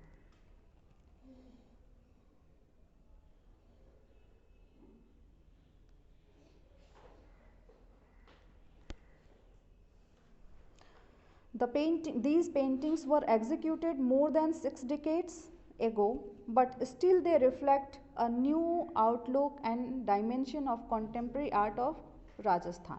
यानी कि 6 decades बीत चुके हैं, लेकिन उनके पेंटिंग्स अभी भी न्यू डायमेंशन को दिखाते हैं कॉन्टेम्प्रेरी आर्ट के संदर्भ में, ठीक, राजस्थान के कॉन्टेम्प्रेरी आर्ट में।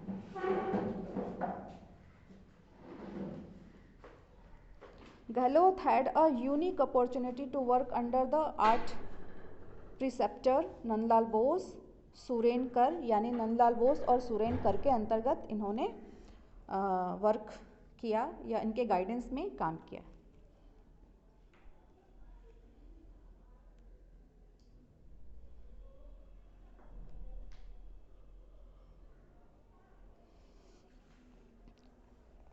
इनके कुछ वर्क्स हैं, food seller, Shivaji and captive lady, food seller, Shivaji and captive lady, Baiju Bawra and Tansen, a man in the forest,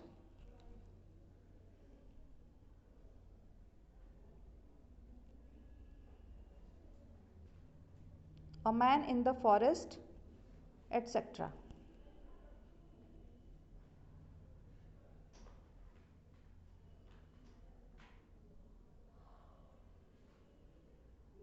हाँ, ये सिल्क पर जापानीज स्टाइल में भी काम करते थे।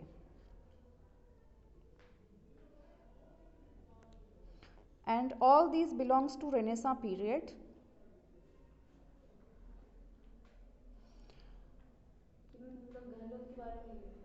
हाँ, these paintings were published in the famous magazine Modern Review 1934.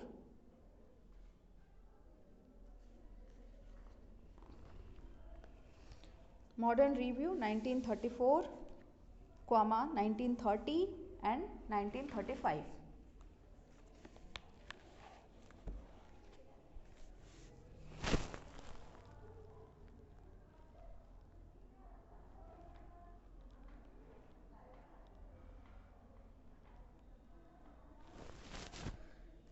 These were also several paintings which were executed in the contemporary modern style, which are now preserved in SS Nawalgarh collection Jaipur. इनके कुछ works आपको SS Nawalgarh collection Jaipur में संग्रहित मिलेंगे।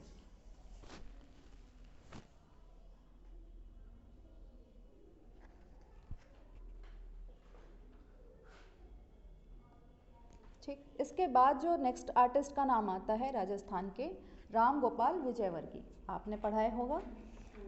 Ram Gopal Vijayvargiya from Jaipur was born in 1905 in Savai Madhopur district of Rajasthan.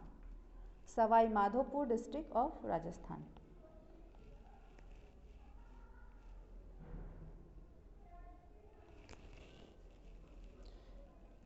He became famous in the field of revivalism in Rajasthani paintings and innovative techniques. He was a disciple of Shailendranath Dey. Shailendranath Dey के ये शिष्य थे in 1925 and was inspired by his Renaissance of West Bengal, यानी West Bengal के renaissance से ये प्रभावित थे। Renaissance of West Bengal, Rajasthani and Ajanta paintings, इससे ये इंस्पायर्ड थे। ठीक,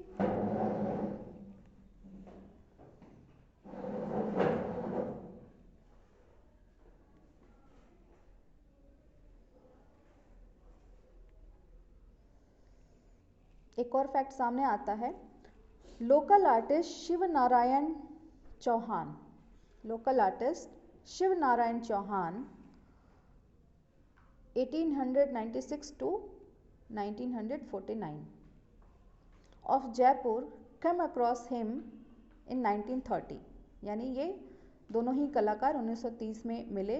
Both of them discussed the new dimensions, ये आर्ट के न्यू डायमेंशंस को लेकर डिस्कशन करते हैं, to be included in their new paintings of gods and goddesses. Vijay Vargiya used rhythmic line in his paintings, which played an important role in presenting melody through different attractive colors. विजय वर्गी के paintings में हमें rhythmic lines दिखाई देती हैं, जो कि काफ़ी important role play करती हैं उनकी पेंटिंग में मेलोडी क्रिएट करने के लिए. थ्रू डिफरेंट अट्रैक्टिव कलर्स, वो काफ़ी अट्रैक्टिव कलर्स का इस्तेमाल करते हैं.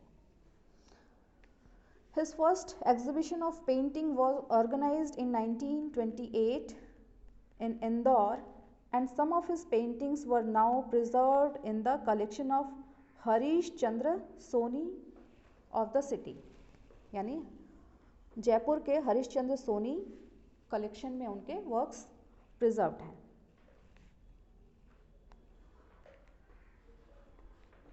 The painting named Waiting presents an artistic taste of that time.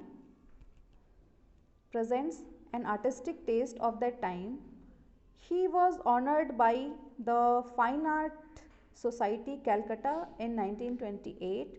His first painting album named Vijay Vargiya Picture Album. ठीक, Vijay Vargiya Picture Album was published in Allahabad in 1934.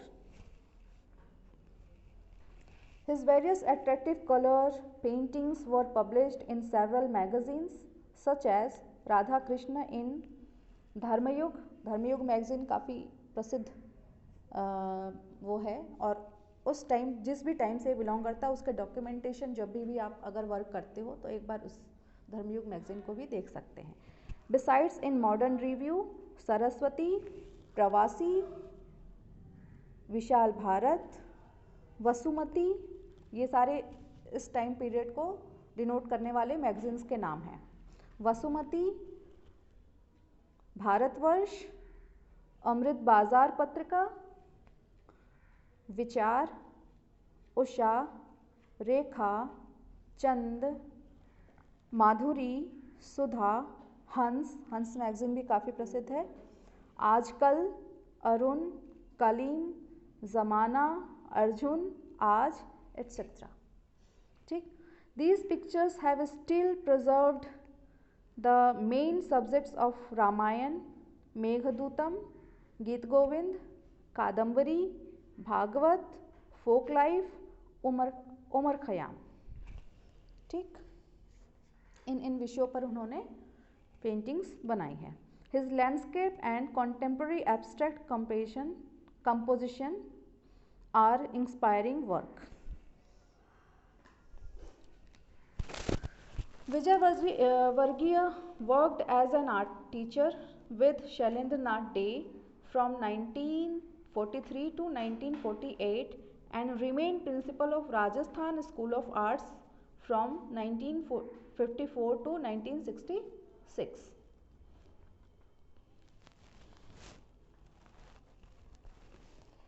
He became vice chairman of Rajasthan Lalit Kala Academy, Jaipur from 1958 to 1960. He was not only an artist but also a dedicated writer and poet and promoter of traditional paintings. He was conferred upon a state award in Rajasthani Chitrakala.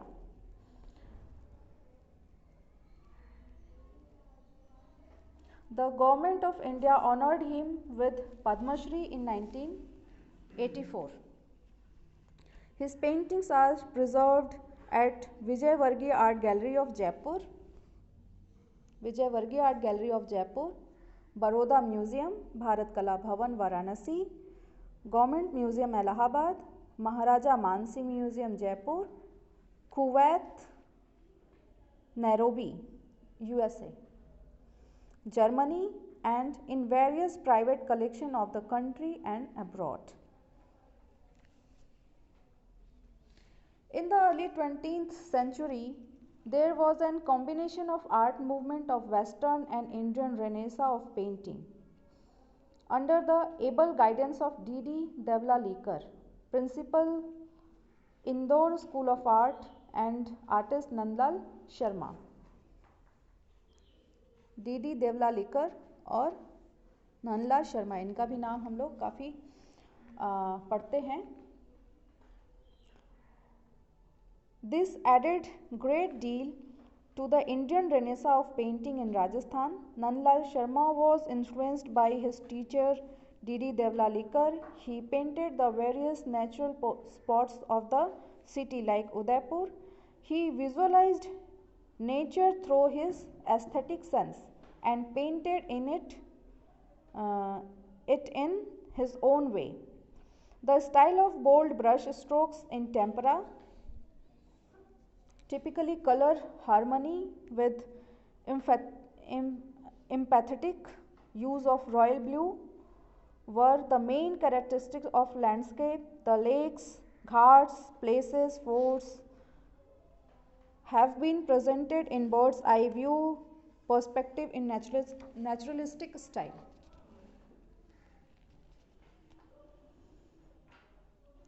अब इनके बाद एक और artist हैं, artist Govardhan Joshi, इनका भी नाम सुना होगा आपने. Artist Govardhan Joshi 1914 to 2018 from Rajasthan district was inspired by artist Ghasi Ramji Nathdwara, Ghasi Ramji of Nathdwara, यानी गोवर्धन जोशी नाथद्वारा के घासी रामजी आर्टिस्ट से इंस्पायर्ड थे.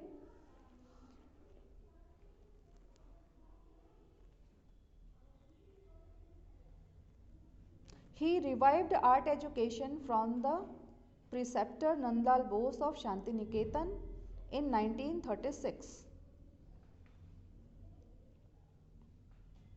1936 शांति निकेतन में ये शिक्षा ग्रहण की है. Which motivated him to work in Mewar as a revivalist artist.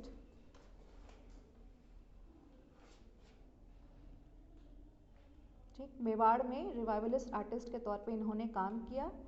He established the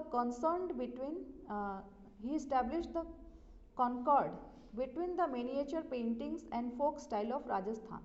यानी मिनिएचर पेंटिंग जो है उसमें और फोक स्टाइल के दोनों को ही समाहित करके उन्होंने काम किया. This is the reason that the beauties of rural life found a vibrant and graceful representation in his work of Kundan Lal's death. उन्होंने जो फोक जो वहाँ की रूरल लाइफ है उसको अपने वर्क में रिप्रेजेंट किया और ग्रेसफुली रिप्रेजेंटेशन दिखाई देता है. ठीक, he presented sense of common life, मतलब कॉमन लाइफ जो होती है, वेरियस फेस्टिवल्स, कई उत्सव के दृश्यों को, हिस्टोरिकल इवेंट्स को इन हिज न्यू टेक्निक, अपने नई टेक्निक में जो कि फोक आर्ट और जो मिनिएचर आर्ट की टेक्निक है दोनों को इन्फ्यूज़ करके उन्होंने डेवलप करी थी, उसमें काम किया. He introduced a novelty in the city of paintings. उसके बाद जो आर्टिस्ट का नाम आता है देवकी नंदन शर्मा. देवकी नंदन शर्मा अलवर के थे. Born in 1917 in Alwar. Brought about a new stride in the art tradition of Rajasthan. ठीक, आर्ट ट्रेडिशन ऑफ राजस्थान में उन्होंने नई विधा या नया आयाम जोड़ा। Sharma got art education from the Maharaja school of arts, इन्होंने महाराजा स्कूल ऑफ आर्ट्स से आर्ट एजुकेशन प्राप्त किया and in 1936 under the Guru Shailendra Nath day he joined Banasthali, इन्होंने बनस्थली को ज्वाइन किया and established the art department in 1953, Banasthali में आर्ट डिपार्टमेंट एस्टेब्लिश किए इन 1953।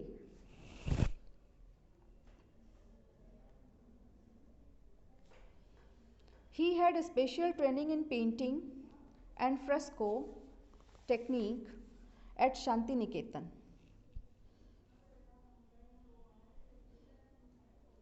He had special training in painting and fresco technique at Shanti Niketan under renowned artist Nandlal Bose and Vinod Bihari Mukherjee. Nandlal Bose और विनोद बिहारी मुखर्जी के संरक्षण में उन्होंने special training ली थी fresco की और पेंटिंग की। Earlier at the Jaipur School of Art, he got a special training in traditional Indian and Rajasthani miniature paintings under the guidance of Shailendra Nath day. इसके बाद शैलेंद्र नाथ डे के निर्देशन में भी उन्होंने ट्रेडिशनल इंडियन और राजस्थानी मिनिएचर की ट्रेनिंग भी ली। शैलेंद्र नाथ डे और गंगा बख्श ऑफ जयपुर, ठीक। In his works, delicate brush strokes creates painting that glow with multi-textured beauty, ठीक। वो ब्रश स्ट्रोक्स का इस्तेमाल करते थे और मल्टी टेक्सचर्ड ब्यूटी मतलब टेक्सचर का इस्तेमाल करते थे अपने वर्क में और ब्रश स्ट्रोक्स का यूज़ करते थे। He reveals a fabulous variety of subjects and techniques. He seems to have exploited every form, every material to obtain the rare impression and captures the essence of things in his painting. Nature, life and mythology enter into his subjects. ये इनके subjects थे, प्रकृति, जीवन और mythology, ठीक है, पौराणिक विषयों पर वो चित्रण करते थे। Simple pencil lines which makes life like sketches यानी आदमकद आकार के लाइफ लाइक स्केचेस करते थे। Brighten up in the final composition, और उसको फाइनल कंपोजिशन में लेते थे। He revealed in many of his subject even if they are of minor value that they can be infused with monumental quality like peacock, crow and other bird paintings. He established himself as a revivalist artist of Rajasthan. उन्होंने खुद को revivalist artist के तौर पर establish किया, कहाँ? राजस्थान में। इसके बाद एक और आर्टिस्ट हैं, इनका नाम आता है Kripal Singh Shekhawat.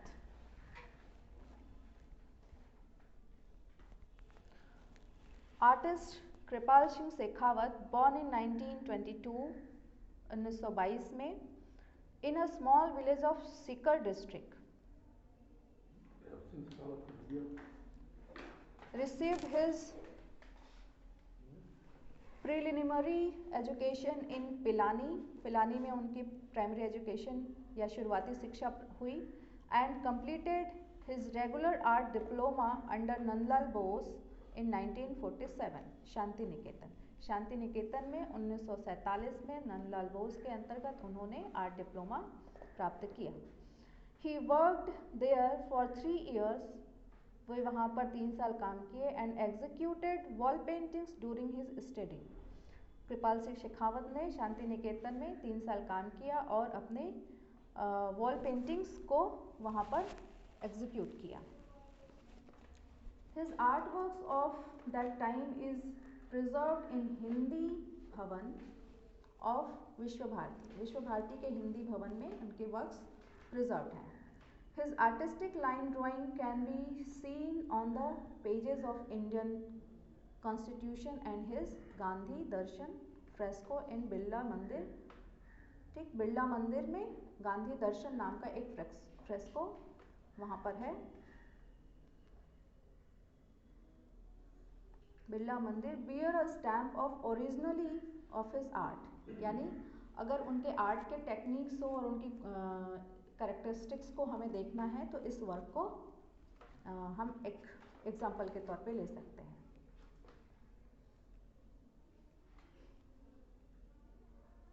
These are related to the event of the era of Mahatma Gandhi. Mahatma Gandhi के समय काल से ये सारे वर्क उनके बिलोंग करते हैं। Kripal Singh also went to Japan and closely studied, ये जापान भी गए और closely studied the Japanese style of famous Japanese artist and was influenced by their art works and received inspiration from them, यानी Japanese style of work को भी उन्होंने अपने work में शामिल किया और उससे वे इंस्पायर्ड हुए। The in depth study of current project has brought together sufficient testimony to establish the fact that the aim and objects of modern connoisseurs possess deep rooted trends of revivalism since the artist Tara, यानी कि 1850 से जो हम ताराचंद का नाम लेते हैं वहाँ से लेकर और कृपाल सिंह शेखावत के समय तक हम देखते हैं कि sufficient testimony to establish the fact that aims and objects of modern colonizers possess deep root trends of revivalist sense।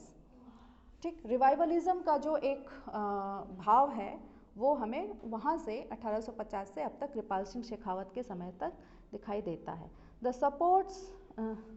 The suppressed artist of Rajasthan had achieved excellence in their field even 100 years ago, who had been noticed and whose achievements had been given due recognition in many present research of academic naturalism and excellent work of artists done during the last decade of 19th century, has also been highlighted to conclude the present study states that the naturalistic decorative art movement of the country gave a modern consciousness which became Indian consciousness in modern movement and simultaneously emerged as the movement of art in Rajasthan। यानी जो decorative art है और naturalistic art है वो काफ़ी revivalist art movement के तहत उसको मर्ज्ड किया गया, यानी कि जो हम देखते हैं कि आर्ट स्कूल की स्थापना होती है और जो एकेडमिक और नेचुरलिस्टिक स्टाइल ऑफ वर्क को इस्टेब्लिश किया जाता है वो पूरी तरह से ख़त्म नहीं होता है। ठीक, रिवाइवलिज्म के दौरान भी हमें कलाकारों के ऐसे काम दिखाई देते हैं जिन्होंने इंडियन स्टाइल को तो देखा और समझा, साथ में एकेडमिक स्टाइल को पूरी तरह से ख़त्म न करके दोनों ही स्टाइल को इन्फ्लुएंस किया अपने वर्क में। आप देखेंगे कि पर्सपेक्टिव पूरी तरह से ख़त्म नहीं होता है, जैसे कि हमें मिनिएचर आर्ट में दिखाई देता है कि पर्सपेक्टिव उनके जो तल योजना होती है वो पूरी तरीके से पर्सपेक्टिव विहीन है। ठीक, लेकिन इसमें हमें वो चीज़ें दिखाई देती हैं। मानव की आकृतियों में भी जो फ्लैटनेस जिस स्तर तक होनी चाहिए वो फ्लैटनेस भी पूरी तरीके से नहीं दिखाई देता है। जो पेड़ पौधों का अंकन है उसमें भी हमें नेचुरलिस्टिक एक्सप्रेशन कहीं ना कहीं दिखाई देता है।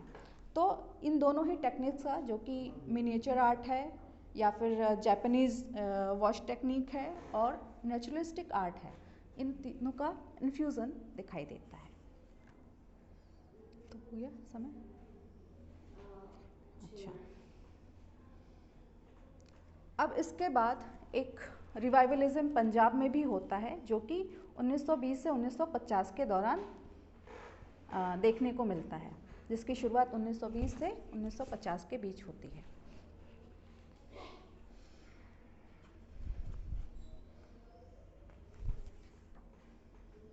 इसकी भी ये चुगताई की पेंटिंग है, एक्सटिंग्विश्ड फ्लेम पेंटिंग का नाम है।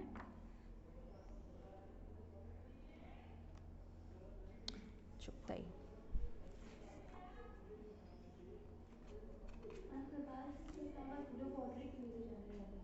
हाँ, ब्लू पॉटरी के भी जाने जाते थे। आप लोग कुछ पूछना चाहो या डिस्कशन करना चाहो तो कर लो।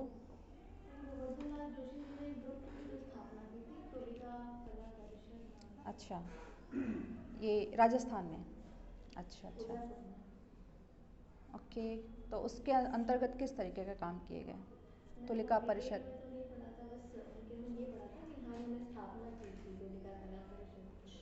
वैसे रिवाइवल के बारे में बात हो रही है राजस्थान में, तो उसी के तहत उन्होंने कुछ कलाकारों का समूह लेकर 1955 या 56 में, डेट एग्जैक्ट नहीं याद है, लेकिन उन्होंने स्थापना की थी। और इन्हें भीलों का चितेरा भी कहा जाता था। किसका चितेरा? भीलों का चितेरा। भीलों का चितेरा। ये भी है।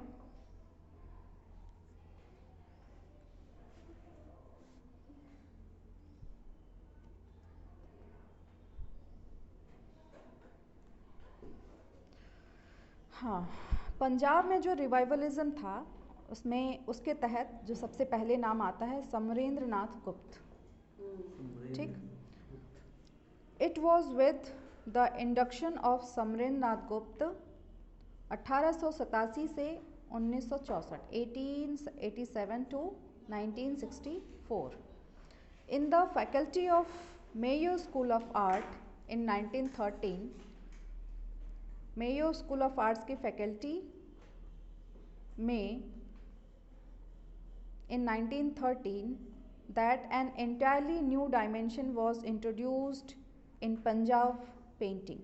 मतलब 1913 में मेयो स्कूल ऑफ आर्ट्स में एक फैकल्टी के तौर पे समरेंद्रनाथ गुप्त का आगमन होता है और ये इनका आगमन पंजाब की पेंटिंग या चित्रकला के परिदृश्य में एक नया डायमेंशन क्रिएट होता है। An integral part of the inner circle of students of Abanindranath Tagore, एक इंटीग्रल पार्ट यानी कि एक उस अभियान के तहत इनका यहाँ पर आगमन होता है जिसमें अवनींद्रनाथ टैगोर के कई शिष्य भारत के अलग अलग जगहों पर जाते हैं और वहाँ पर बंगाल स्कूल ऑफ आर्ट की स्थापना या उसको आगे बढ़ाने में काम करते हैं। ठीक। He had been exposed not only to the technical and innovative fineness of the Bengal school style, but also to the raison d'etre of its coming into being as an expression of natural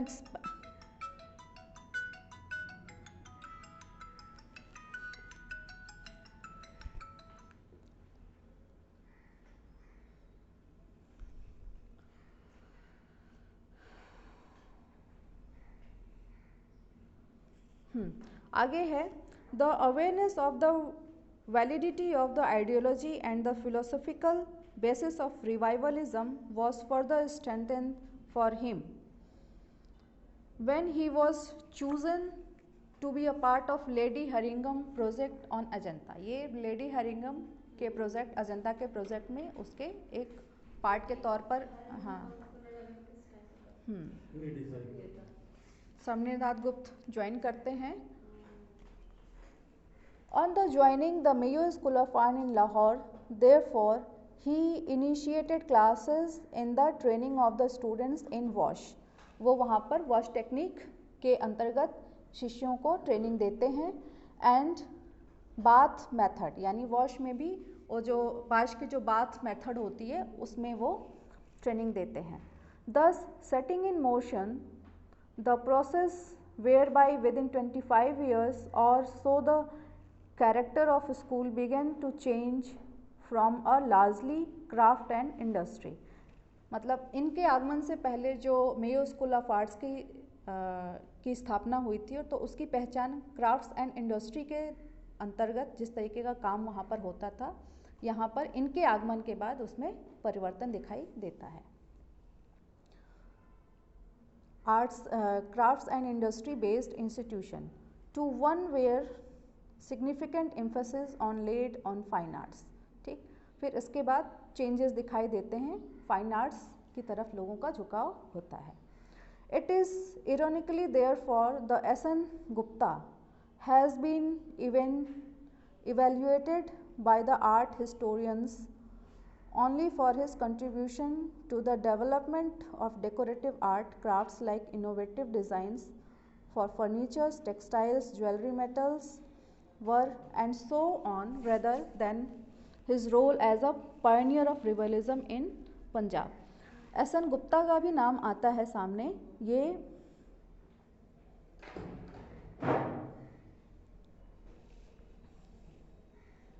इन्होंने जो contribution दिया वो decorative arts के तौर पे दिया. Decorative arts and crafts like innovative designs, furnitures के designs, textile design etcetera इस तौर पे दिया. और फिर उसके बाद ये रिवाइवलिज्म इन पंजाब की शुरुआत होती है. ठीक,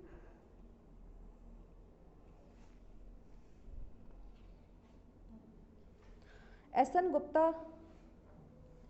अच्छा, चलो.